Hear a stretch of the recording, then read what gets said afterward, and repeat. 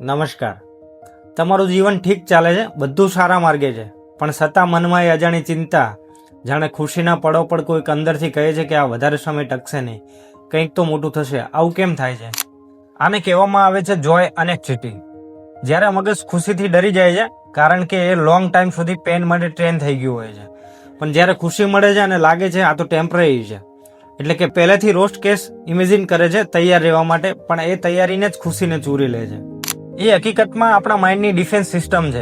મગજ કહે છે જો હું ચિંતિત રહીશ તો દુઃખ ઓછું લાગશે, પણ હકીકતમાં એ દુઃખને ઓછું નથી કરતું, એ તો દરેક પળનો આનંદ થઈ જાય છે.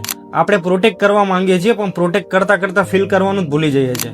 તો આગળથી જ્યારે મનમાં ચિંતા ઊભી થાય ત્યારે એને દૂર ન કરો, માત્ર ઓળખો અને કહો કે હા તું ડર છે, પણ હું આ ખુશીથી ડિઝર્વ કરું છું. કારણ કે મનને ફરીથી શીખવું પડશે કે કોઈ ખુશી જોખમ નથી, એ તો જીવનનો પુરાવો છે. જો મિત્રો આ વિડીયો ગમે હોય તો લાઈક કરો, શેર કરો અને સબસ્ક્રાઇબ કરવાનું ભૂલશો નહીં. આભાર.